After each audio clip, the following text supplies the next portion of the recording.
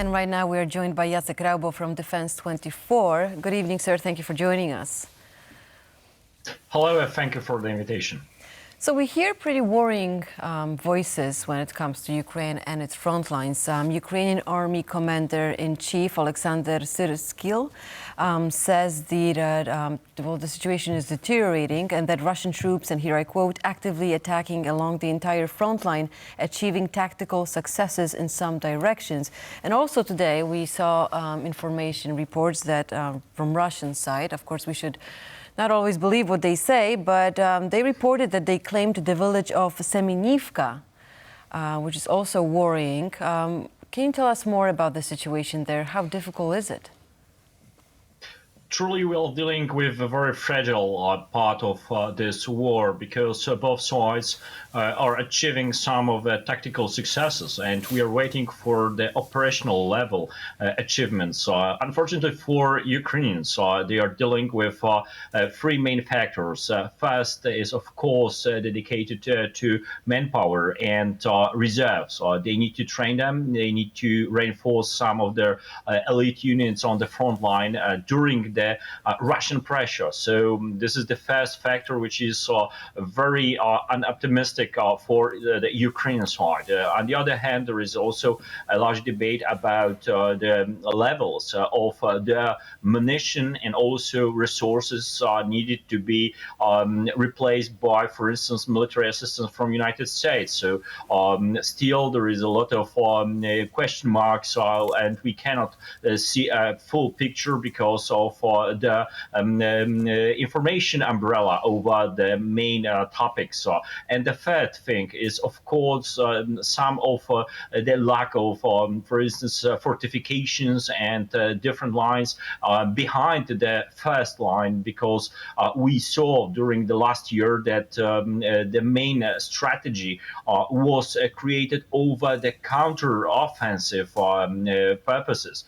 On the other hand, we need to emphasize that Russian forces achieve some of their goals because of the strategy. They can spend more troops, they can congregate more ammunition than Ukrainians, and they are doing some slowly but very constant actions against some parts of the front line. Of course, this is not the collapse of whole front line, or even from the operational level, but as I mentioned before, this is a very fragile time for Ukrainian defense, and we need to accept that a lot of different scenarios can happen soon when the Russians can use, for instance, more heavy equipment against Ukrainian lines. Right now, the situation near Avdiivka seems to be the most concerning. Avdiivka was held for, well, ever since 2014, and actually it was a fortress. It was like the stalwart of Ukrainian resistance in that area. Now, if you're familiar with the topography, the whole entire area all the way to Pokrovsk is completely wide open. It's very different than up near Chasiv Yar or up in the north. So having said that, it looks like the Russians are incrementally moving closer and closer to Pokrovsk. How difficult will it be for Ukrainians to defend that city? I think we need to also see this conflict from the maneuver warfare, because of course during the first year we've been fully focused on the maneuvers from both sides. Then we stabilized front, and the last year was truly dedicated to this trench warfare and situation close to the World War I scenarios. But right now, I think, as I mentioned before, we need to accept that both sides can use again maneuver and also try to use some back territories for these purposes, and we cannot put another pressure to Ukrainian side when we think about their front line. We need to accept that they can and they might be in some very difficult phase of war, and generals, colonels, they sometimes need to accept some retreat from the first line and focus on other elements of the defensive lines. I think this is a very visible situation where, when and where we have a lot of problems coming from also the military assistance from West, because we were and we still have a problem to fulfill all of our gaps. This is not only the problem of Congress. This is not only the problem of U.S. military assistance, but this is, I think, something larger about provide this munition. We can see the pictures from the front line, from the single soldier, this assault weapon munition, to some more sophisticated systems like HIMARS. I think we need to accept that this war, it will have another chapters. It might be something different than the trench warfare we are watching right now. But speaking of military aid, when Joe Biden signed that bill, that's over $60 billion for Ukraine, everybody rejoiced. And he also said that equipment or ammunition is going to reach Ukraine in a matter of hours, he said, because some of the equipment was already stored near the border with Ukraine for it to go faster once the bill is signed. However, is this equipment already in Ukraine, or I mean, is Ukraine already receiving the aid that it was promised from the United States, I mean?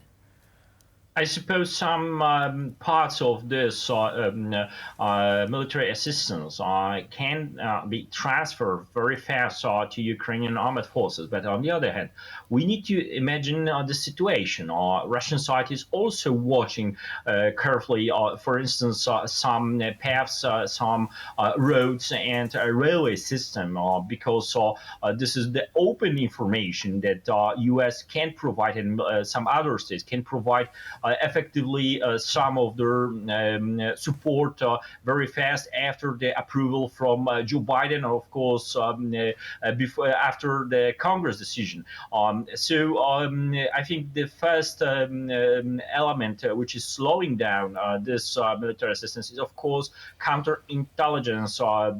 This purposes coming from the security, coming from defending this information from Russian assets. On the other hand, we need to see the topography and geography of Ukraine. This is one of the largest states and the largest one in Europe. So during the war, this equipment needs to be transferred from, for instance, the Polish-Ukrainian border to the front line. And it is a very difficult from the logistics side to, as I mentioned before, security side. So, of course, some of this equipment can be transferred very fast, but not with the numbers, I think, which can be effectively named as full military assistance, which is necessary for the frontline soldiers. So this is also another task for Ukrainians, how to not only get this military assistance, but also how to provide this from the strategic level to this tactical unit. So it is not really a rapid action, because rapidness is always an easy path to destroy some of this military assistance by Russian strikes. Now, once Ukrainians receive that equipment, do they know how to use it, or is this something new that they will receive? I think the military support is always connected with high professional training for Ukrainian soldiers. Mm-hmm. So I've been able to see this training in Poland and also in France, and I think trainers are providing very effective elements for Ukrainian soldiers. And when we think about HIMARS, when we think about some air defense systems, I'm sure that they are able to get, for instance, some interceptors to strike Russian aggressive fighter jet or some other air targets. But the problem is, of course, how to build reserves. We know that very well from the internal Ukrainian debate, because, of course, we can mobilize from Ukrainian side more troops, but this single soldier way from mobilization to the front line is sometimes very long because, for instance, they need to train some basic skills. So I'm not. I'm very optimistic when we think about this sophisticated forms of military assistance. But on the other hand, I think the main task for Ukrainians is to train more reserves and to provide more manpower, sometimes to reinforce, but sometimes to get some of their frontline troops to back and to prepare them for potential Russian offensive, which may happen very soon. Okay, well, Dr. Jacek Raubo from Defense24, thank you very much for your insight on this matter, and I hope to see you soon at Defense Days.